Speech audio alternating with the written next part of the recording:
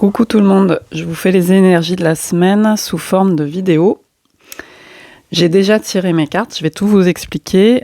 Donc on est sur la semaine du 22 au 28 avril 2024.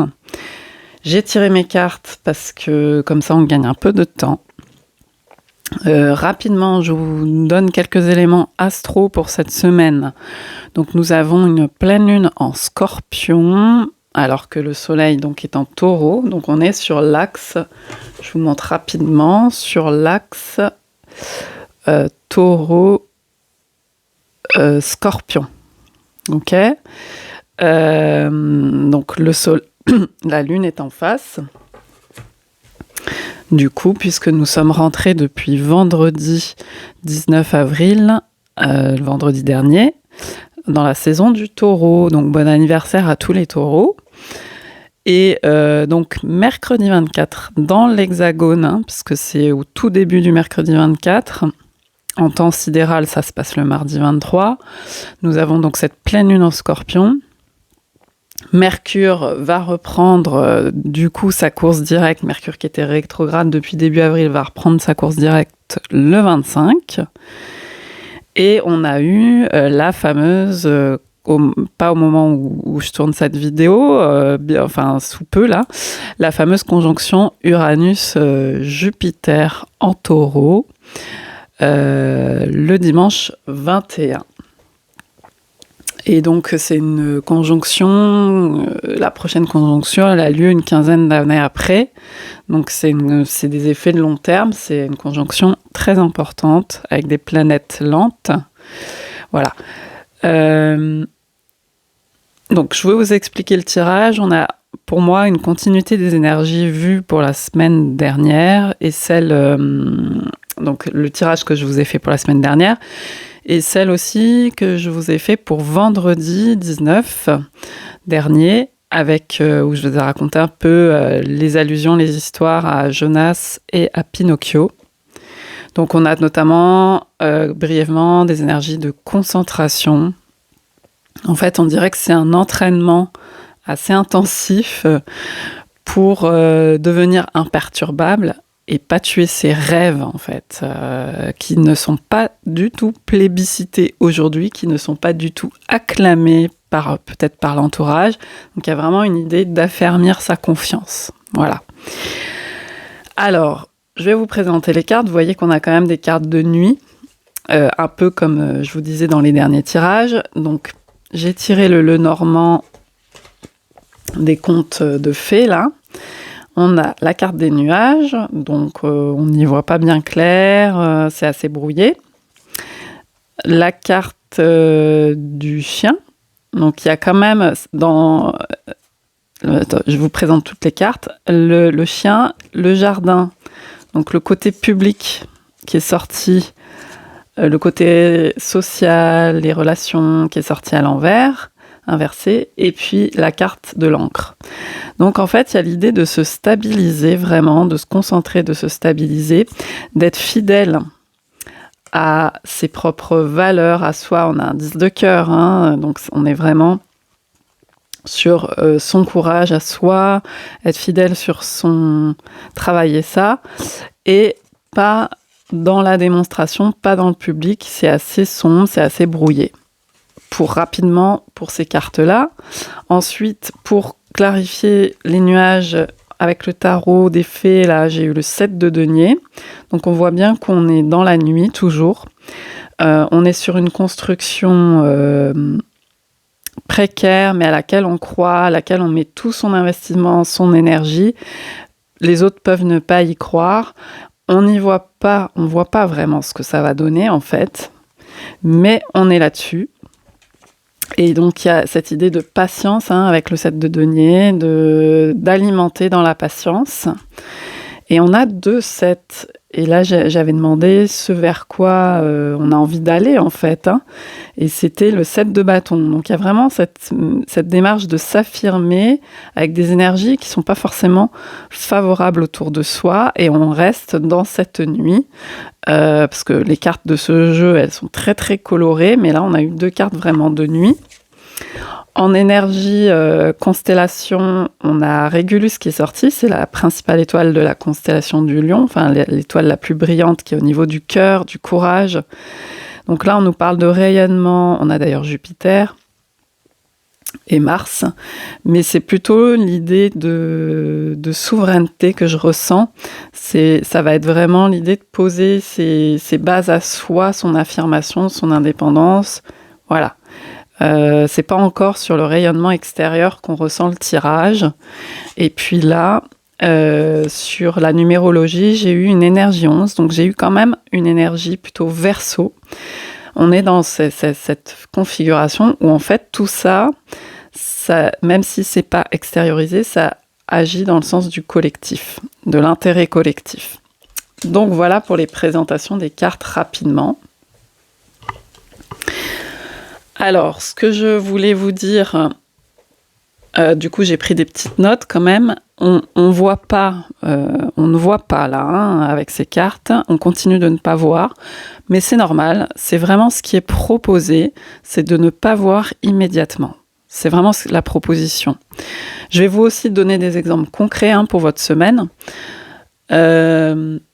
Alors, moi, ce que j'ai noté avec ces cartes, c'est qu'on est sur des signes fixes, puisqu'on a quand même cette pleine lune cette semaine qui est en signe fixe par rapport au soleil qui est en signe fixe. Parce que les taureaux et scorpions, comme je vous ai montré, ce sont deux signes fixes. Et donc, on a vraiment cette idée de fixité, de ténacité. Qui n'est pas du tout incompatible avec le scorpion, bien au contraire. La métamorphose du scorpion, elle va dans ce sens de ténacité. On n'a que des énergies de signes fixes qui sont sorties parce qu'on a aussi l'axe Lion-Verseau qui est sorti. C'est ça qui est rigolo. Ce sont aussi des signes fixes. Donc on est sur cette modalité fixe où on concentre et on concrétise. C'est bien ça qui nous est signifié. Donc après le Bélier qui a initié le printemps, donc signe cardinal, on est en fixe au milieu du printemps avec le Taureau, puis on verra avec les Gémeaux pour la mutabilité, l'adaptabilité. Pour l'instant, on est bien sur ça qui est proposé. Et on travaille sa propre valeur avec le Taureau, avec des choses nouvelles, puisqu'on est quand même dans l'ère de Pluton qui est en Verseau. Donc, on travaille sa propre valeur avec des choses nouvelles. Donc, elle n'est pas reconnue au grand jour pour le moment. Il y a une logique là-dedans, un certain pragmatisme des énergies, et en lien avec ce qui nous passionne, ce qui nous anime avec le Scorpion. Voilà. C'est travailler sa valeur avec des choses nouvelles qui ne sont pas reconnues, et en lien avec ce qui nous passionne, ce qui nous anime, puisqu'on est quand même sur une pleine lune en Scorpion, là, cette semaine. On nous parle de long terme, ici. On a l'énergie Verseau, donc comme je vous disais, le 11, c'est l'intérêt collectif, mais c'est pas du tout extériorisé. On travaille l'indépendance, notamment, ça c'est très Verseau aussi. La façon d'être libre, affranchi du regard et du jugement extérieur. Voilà, c'est ça qui est proposé. Ensuite, donc, on a les énergies de stabilisation, donc de ténacité, de discrétion. On ne parle pas trop. Visiblement, le blabla inconséquent, là, est à proscrire dans ces énergies-là. On affermit ses appuis. C'est l'idée qu'on ne vend pas la peau de l'ours. On fait continuellement, sûrement, dans une certaine obscurité qui est porteuse. Et d'ailleurs, dans le livret sur cette carte, j'ai bien aimé parce que je suis allée voir sur ce set de bâtons et il y était noté « Le chemin vers la lumière pourrait être celui du crépuscule, l'heure des fées, quand le soleil ne brille pas. » Donc ça résonne complètement avec ce que je vous ai déjà fait comme vidéo dernièrement, ce chemin vers la lumière qui est dans l'obscurité. On a aussi, donc forcément, ce qui va avec tout ça, c'est l'idée de précaution, de prudence. On a les limites, la souveraineté, où on ne se laisse pas empiéter. Et alors, je vais vous donner des exemples concrets pour cette semaine. Donc, par exemple, dans votre situation, ça peut être: j'ai entamé une formation, je la poursuis. Si ça m'anime, même si je doute et que mon entourage n'est pas favorable, je ne peux pas en parler forcément, j'évite de le faire, mais je m'affermis là-dedans. Donc ça peut être un exemple. Ou alors, je n'abandonne pas le projet que je veux faire depuis longtemps, mais auquel personne ne croit. Et cette semaine, je peux mettre en place, par exemple, des petites actions sans divulguer, sans en parler, sauf aux personnes en qui j'ai toute confiance et qui sont de vrais soutiens. Mais je mets en place des petites choses dans le sens de ce projet, ne serait-ce que, par exemple, le soir dans mon lit, en m'endormant, déjà planifier des petites stratégies, des petites choses, une petite organisation que je peux déjà facilement mettre en place. Ça peut être ça. Je sais consciemment que tout ça va prendre du temps et que ce ne sera pas couronné d'un succès immédiat, mais je sais que ça va dans le bon sens. C'est vraiment l'énergie qui est proposée.